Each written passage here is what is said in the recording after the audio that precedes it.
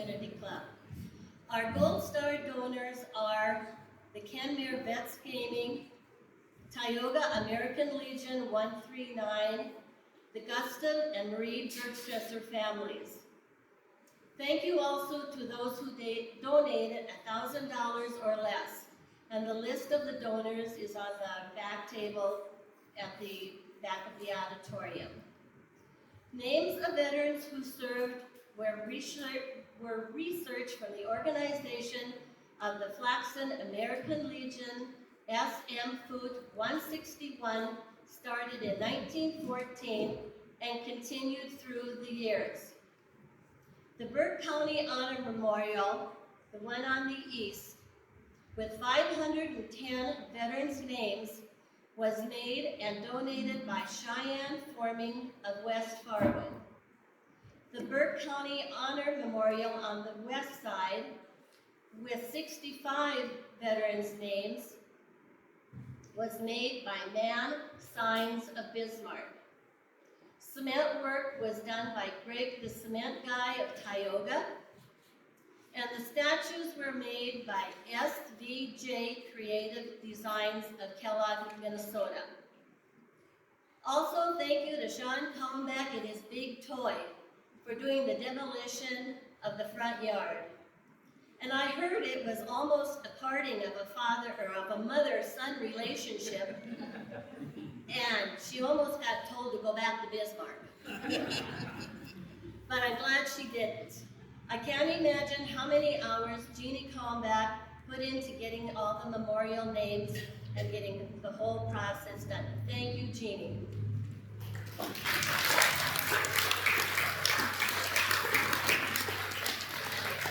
Our first speaker today is Dick Dever. Dick is a 1970 graduate of Flaxton High School. He served in the U.S. Army. He has been in the Senate since 2001. He is a member of the VFW Post 1326 and commander of AMVETS Post 9 of Bismarck. Please welcome Dick. It is good to be home in Flaxton. A lot of really strong memories of our childhood here. I had the opportunity to visit with John Peterson for about an hour or so out at the fairgrounds. We talked about special experiences. I told him I don't remember how many times I fell in love on there.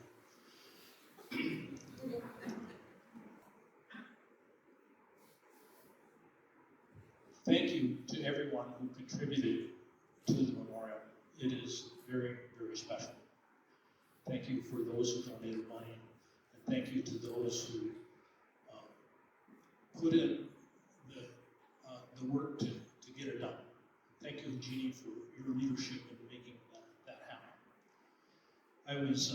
I expected to see my name on the memorial, and my dad was in the Navy in World War II, and my brother was in Vietnam. What I did not expect to see, so your research must have been very thorough, was my grandfather's name. He was my step-grandfather and lived here just a few years during my high school time. But to see his name on there. And I went out to the cemetery on my way into town, and there's so many tombstones, and I don't know that he might have had one, so I didn't walk around to see if I could find that out. But it's just very special, and the heritage that we have, especially in military service in North Dakota.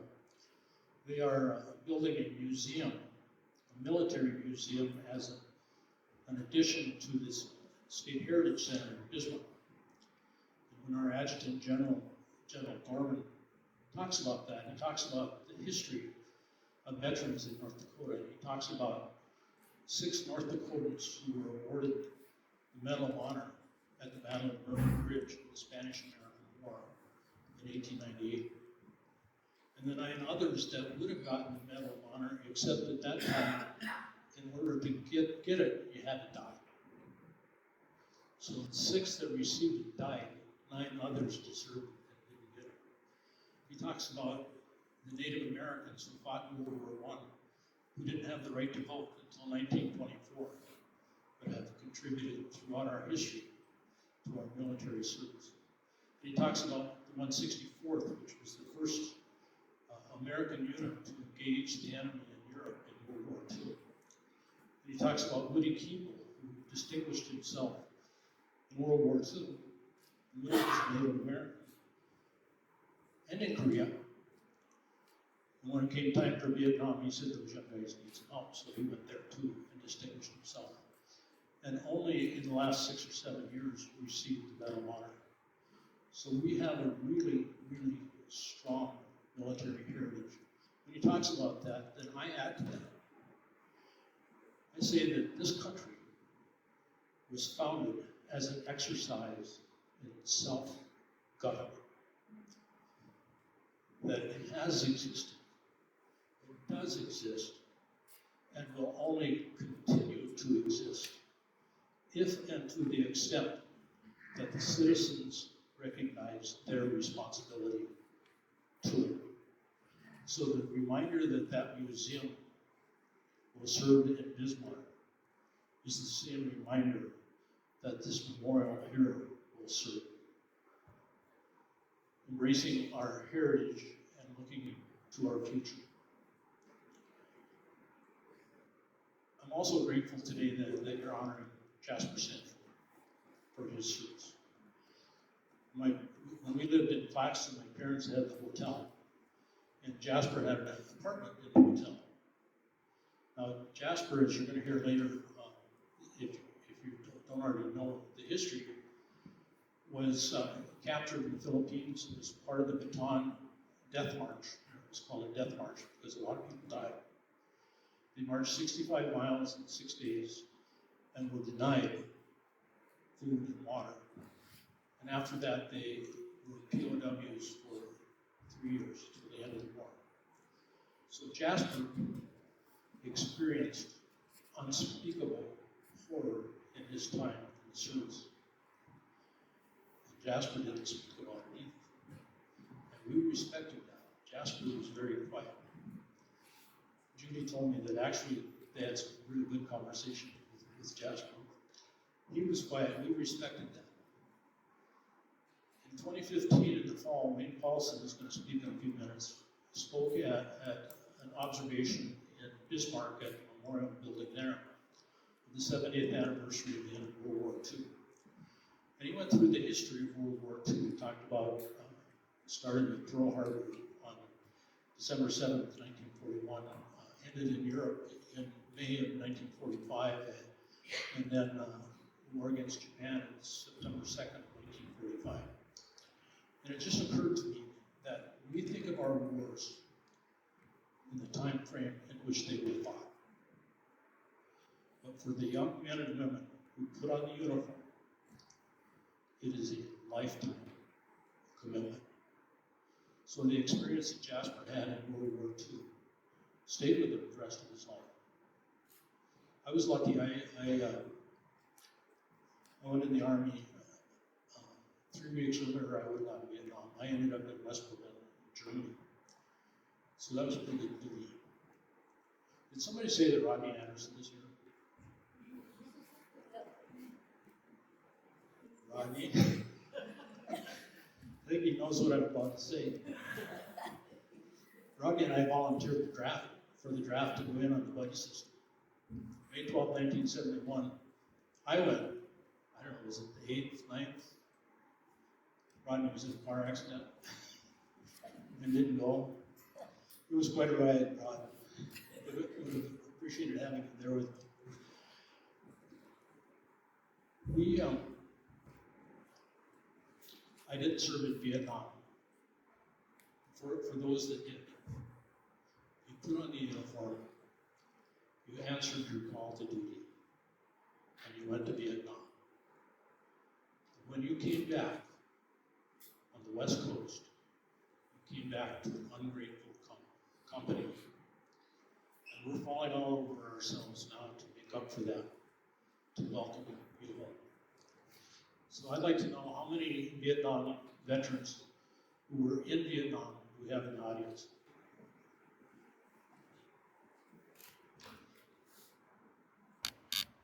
The North Dakota Department of Veterans Affairs developed a special plan to honor those who served in Vietnam. And it's my privilege now to award this to you and to say thank you for your service and welcome home. Thank you so much.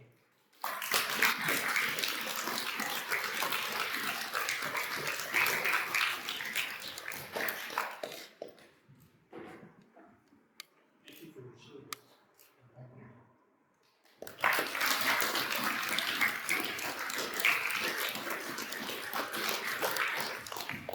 So thank you again. Thank you for welcoming me home today and being kind to you and forgetting what I was like back then. Thank you, Dick. Our next speaker is David Rust from Tioga.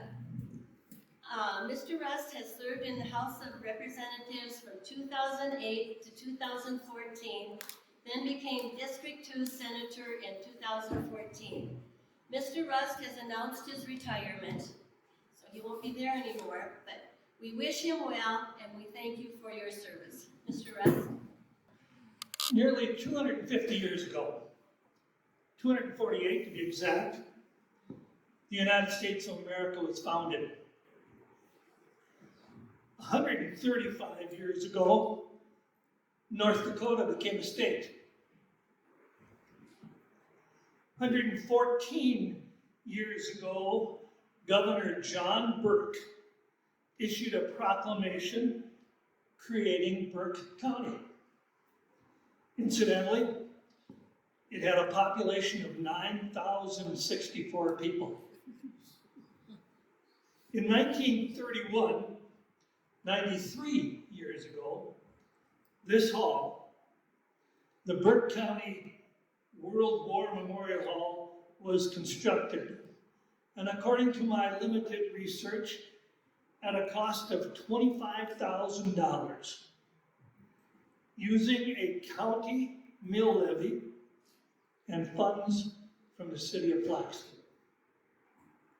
The population at that time was less than 10,000 people for Burke County.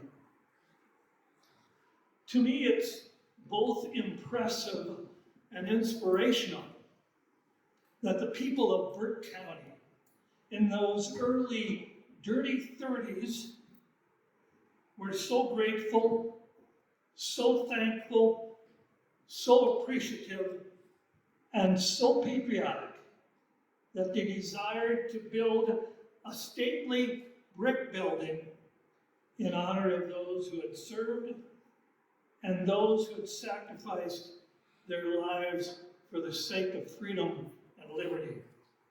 We've often heard that freedom isn't free.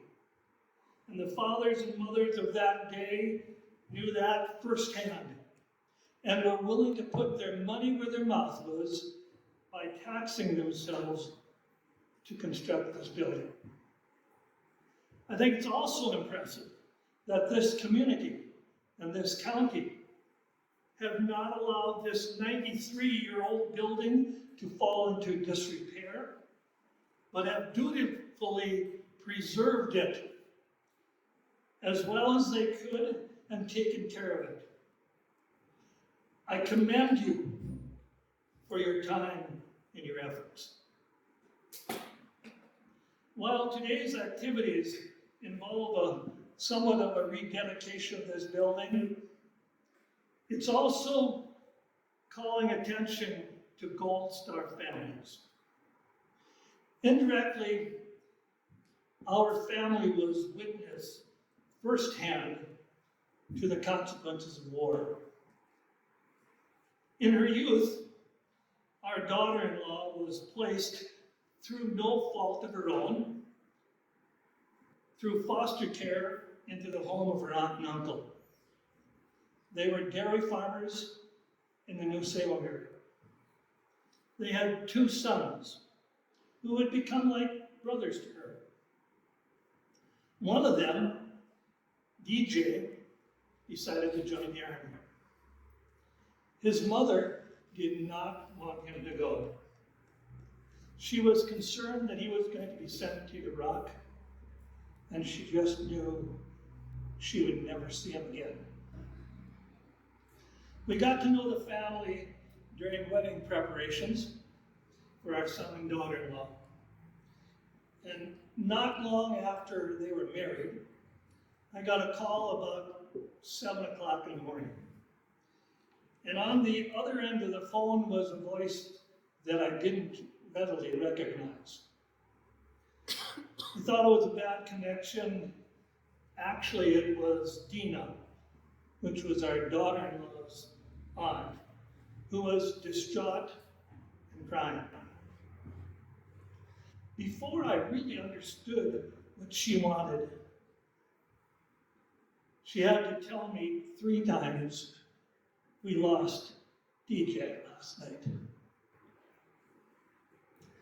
She wanted her son's phone number so she could break the news to them. DJ and another soldier were transporting an officer in an armored vehicle in Iraq when it was the target of a rocket-propelled grenade. DJ was killed, the other 2 survived. My wife and I attended the funeral. It was a full house. All of the congressional delegation, the 2 senators and 1 representative were there. And after the funeral was over, together with our son and daughter-in-law, we drove in a caravan from New Salem to the Veterans Cemetery near Mandan for the burial. The part that stands out the most in my mind, even today, was the 21-gun salute. Each time those shots were fired, Dina flinched just a little, and the sobs became more pronounced. Following that, shell casings were picked up and they were stuffed into the tri-folded flag. A hush fell over the place as the captain of the funeral brigade brought the flag, knelt down in front of the seated mother and father, and said, "On behalf of the President of the United States, U.S. Army, and a grateful nation, please accept this flag as a symbol of our appreciation for your loved one's honorable and faithful service." It was almost more than a mother could bear. We've seen them a few times since. Some of the sting is gone, but there still is a sign of sadness, especially in the mother's eyes. You see, what we observed is common in the hearts and minds of all parents who lost a loved one in the cause of freedom. While it's comforting to know the reason for the loss, it's still very real. You know, I think it's fitting that we should call them Gold Star families, as the loss they suffered is more precious than gold. God bless all Gold Star families.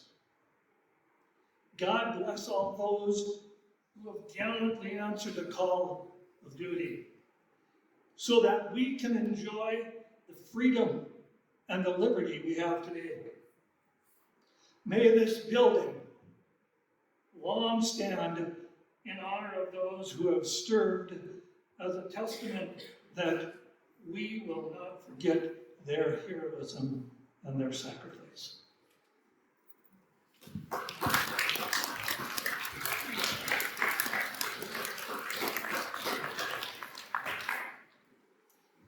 And now I'm going to call on Wayne Paulson to say a few words.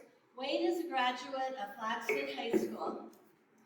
Wayne served in the Army in Korea with the 931st Engineer Aviation Group, whose mission was to build and maintain airstrips. He is a life member of the VFW, American Legion, Disabled American Veterans, and the AMVETS. Please welcome Wayne. It is fitting and proper that this memorial to be dedicated on this property of the World War I Memorial, and it is a fitting tribute to all those who have served. Only 2 of these buildings were built in North Dakota, if my history checking is correct. And I wish to thank the residents of this community who have taken part in maintaining this building and preserving it so well. I distinctly remember that 70 years and 3 weeks ago, I walked across that stage and received my high school diploma from Art Berg, who was the president of the school board at the time. You may ask yourself why this memorial is being dedicated today and why it is so important. This memorial is to recognize and remember those people from this area who served on active duty with U.S. military forces and the accomplishments that they gave to this world, and especially our country. The United States was formed through the efforts of the veterans of the Revolutionary War.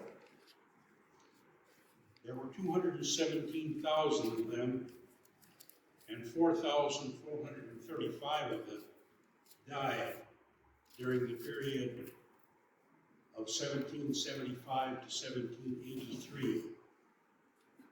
Their accomplishments established this country, the finest country in the world, the United States of America. Next, we had the War of 1812, which was fought from 1812 to 1815. We had 286,284 people in uniform, and 2,250 of them died. The Indian Wars were approximately from 1817 to 1898. An estimated 106,000 troops fought in those wars, and 1,000 of them died. The Mexican War was from 1846 to 1848. 78,718 veterans fought, and 13,283 died. Next was the Civil War, which was fought from 1861 to 1865. The combined total of the Union and Confederate troops was 3,263,363, and 498,332 of them died in that war. That war was fought for 2 reasons. As I read the history books, the main reason for that war was to preserve the Union. The secondary reason was to free the slaves. Both of those objectives were very honorable. The Spanish-American War was fought from 1898 to 1902. We had 308,760 service members involved in that, and 2,446 of them died. North Dakota had a veterans contingent in that war, fighting in the Philippines. And 6 of those were awarded the Congressional Medal of Honor. If you go to Roosevelt Park in Minot, you can see that Medal of Honor memorial and count the number of veterans who served in the Philippines. I believe there's 18 total veterans from North Dakota that received the Congressional Medal of Honor.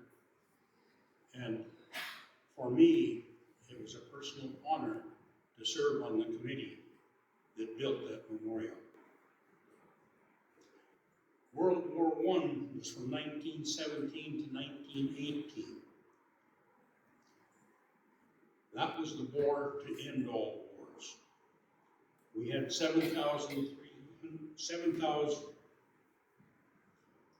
4,734,991 in uniform and 116,516 died. Some of those deaths were from Spanish flu, which occurred during that period. This was supposed to be the war that ends all war. However, it was not. In 1939, World War II started. It lasted until 1945. Some of you may be old enough to remember that war. The United States did not join in the fighting in that war until December 7th, 1941, when Japan bombed Pearl Harbor. We had 16,112,566 men and women involved in that war. 405,399 did not come home alive. Today, out of the 16 plus million that fought in that war, 385,000 are still alive. There was probably nobody in this country that wasn't directly affected by that war. Most families had an immediate family member, a son, a daughter, a nephew, a niece, a cousin, a mother or a father who wore the uniform going out to war. It was also had an effect on the people that didn't go to war because of all the rationing that took place. Gasoline was rationed. You couldn't buy a car. Tires were rationed. And sugar. I remember my mother having stamps that would allow her to buy 5 pounds of sugar. The Korean War was next from 1950 to 1953. We had 5,720,000 in uniform and 789,000 of them served in Korea. There were 36,574 deaths of the Korean War. The Vietnam War was from 1964 to 1965. We had 8,744,000 service members we had 8,744,000 service members and 3,403,000 served in Vietnam. This was one of the worst wars we were ever engaged in. Not because of the troops that served in Vietnam, but it was because of the politicians in Washington, D.C. What the politicians forgot to do was to decide whether we go to war or not. When they make that decision, they have to decide what is our goal? What do we want to accomplish with that war? Then they go to the Pentagon and tell the generals, this is what we want you to do. What do you need to accomplish that? Give the generals what they ask for, and then get the hell out of the way and let them fight the war. Don't fight it from Washington, D.C. That's why the Vietnam vet got such unwelcoming return to the United States. We should never let that happen again. I want to thank the Vietnam vets. that came to the airports to welcome the Desert Shield and Desert Storm veterans home. We gave them a welcoming that they themselves did not receive. Desert Shield and Desert Storm was from 1990 to 1991.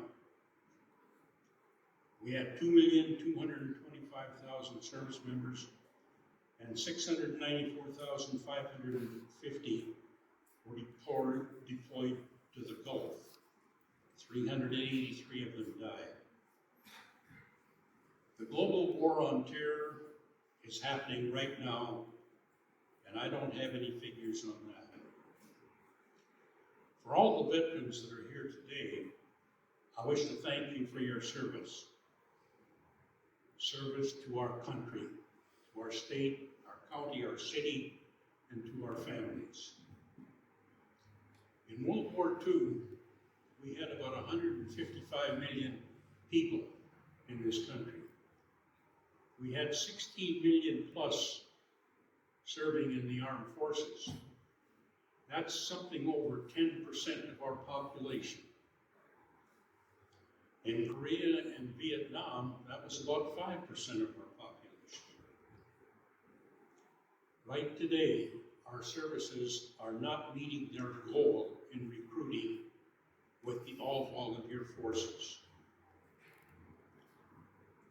It should come as no surprise that in the near future, Congress should be considering reinstating the draft. Last year, the Army fell 20,000 short of their recruitment goal. Keep your eyes tuned to the news for some announcement on this matter sometime in the near future. Winston Churchill, who was Prime Minister of Great Britain during the World War II, made this remark in one of the speeches at that time. Never have so many owed so much to so few. Thank you for coming today, and the next time you see a veteran or a service member, thank them for their service. We would not have been able to be here today in the freedom we enjoy without the servicemen and women. Thank you. How about if we ask all the veterans to stand so we can acknowledge you and say thank you to you? All the veterans stand, please.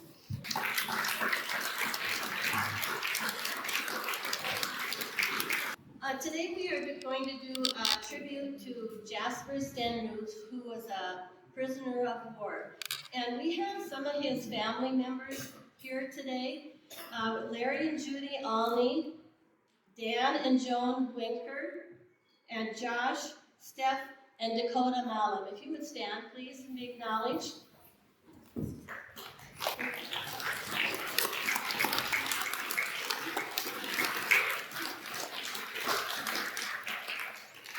Thank you for coming. In memory of Jasper O. Stensrud. Jasper was born to Ole and Julia Stensrud on January 8, 1922, near Flaxton, North Dakota. He died at the age of 80 on July 4, 2002. He joined the U.S. Army at the age of 20 on November 14, 1942, and after basic training arrived in Colchester, England on June 6 and served as a tail gunner with the 555th Bombardment Squadron. He was wounded on December 13, 1943, during a mission and was hospitalized for 16 days. On February 22, 1944, the B-26 he was flying on was shot down somewhere in southern Holland. The pilot died and the 4 crew members were taken POW. After several moves, the last move was on foot on April 4th, a distance of 80 miles, taking him to Moosburg, Germany. He lost 30 pounds while a POW. He returned home on June 9, 1945. He was awarded several medals, including the Air Medal with 5 clusters and the Purple Heart. He was a member of the Flaxton American Legion, Post 161 for 47 years. If you would like to see more memorabilia about Jasper, we have a display set up downstairs in the Legion room that has his uniform in it, and his medals are in there, and just some other things that you might like to see. We are going to have the folding of the flag by the Minot Air Force Honor Guard.